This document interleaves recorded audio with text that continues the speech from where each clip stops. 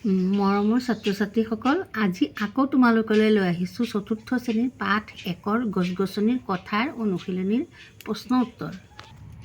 এতিয়া ১ নম্বৰ প্ৰশ্ন হ'ল, উদ্ভিদ এজোপাৰ অংশসমূহৰ নাম লিখা। উদ্ভিদ এজোপাৰ অংশসমূহৰ নাম লিখা। উদ্ভিদ এজোপাৰ অংশসমূহৰ নাম হ'ল গা গছ বা কাণ্ড, ডাল, পাত, ফল আৰু ফুল। শিপাক পাচলি হিচাপে খোৱা ৩বিধ উদ্ভিদৰ নাম লিখা। উত্তৰ হ'ল মূলা, গাজৰ, বিট। গ নম্বৰ হ'ল, উদ্ভিদৰ পাতৰ বৰণ সেউজীয়া হোৱাৰ কাৰণ কি? উত্তৰ হ'ল উদ্ভিদৰ পাতবোৰত পত্ৰহৰিত নামৰ এবিধ ৰঞ্জক পদাৰ্থ থকাৰ বাবে উদ্ভিদৰ পাতবোৰ সেউজীয়া হয়।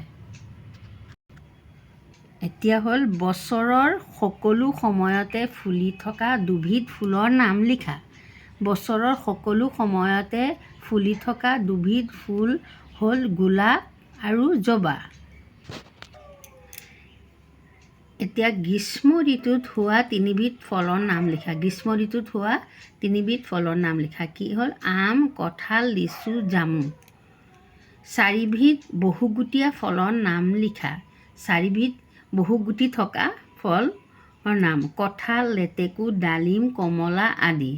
বহুগুটীয়া মানে এটাতকৈ বেছি গুটি থকা বহুগুটীয়া ফল বুলি কোৱা হয়। এতিয়া হ'ল ২ নম্বৰ, খালী ঠাই পূৰ কৰা। খালী ঠাই পূৰ কৰা। উদ্ভিদে আহাৰ প্ৰস্তুত কৰিবলৈ কাৰ্বন ডাই অক্সাইড গেছ ব্যৱহাৰ কৰে। উদ্ভিদে আহাৰ প্ৰস্তুত কৰিবলৈ কি গেছ ব্যৱহাৰ কৰে? কাৰ্বন ডাই অক্সাইড। খ নম্বৰ, লিচু, জলফাই আদিৰ ডেছ গুটি থাকে। লিচু, জলফাই আদিৰ কি থাকে? এটা গুটি থাকে। গ নম্বৰ, উদ্ভিদে বায়ুমণ্ডলত ডেছ গেছ আৰু কাৰ্বন ডাই অক্সাইড গেছৰ ভাৰসাম্য ৰক্ষা কৰে। মানে উদ্ভিদে বায়ুমণ্ডলত কি? অক্সিজেন গেছ আৰু কাৰ্বন ডাই অক্সাইড গেছৰ ভাৰসাম্য ৰক্ষা কৰে। ফুলৰ পৰাই ডেছ উৎপন্ন হয়। ফুলৰ পৰাই ফল উৎপন্ন হয়। ঙ নম্বৰ, ফুলৰ ৰং আৰু ডেছ কীট-পতংগক আকৰ্ষণ কৰে। ফুলৰ ৰং আৰু গোন্ধে কীট-পতংগক আকৰ্ষণ কৰে। ৩ নম্বৰ হ'ল, শুদ্ধ উত্তৰটো শুদ্ধ চিন দিয়া। শুদ্ধ উত্তৰটোত কি হৈছে? শুদ্ধ চিন দিবলৈ কৈছে দেই। ক নম্বৰ হ'ল, উদ্ভিদে আহাৰ তৈয়াৰ কৰোঁতে বায়ুমণ্ডলৰ পৰা কাৰ্বন ডাই অক্সাইড গেছ, অক্সিজেন গেছ আহৰণ কৰে। এতিয়া কি গেছ আহৰণ কৰে তুমি কোৱাচোন?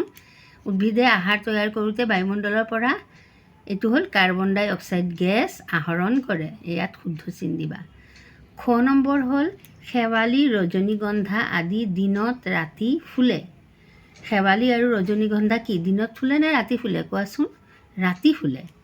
কমলা, বগৰী আদি গ্ৰীষ্ম ঋতু, শীত ঋতুত হোৱা ফল। মানে কমলা আৰু বগৰী আদি তোমালোকে কেতিয়া খাবলৈ পোৱা? যেতিয়া এই সৰস্বতী পূজা হয়।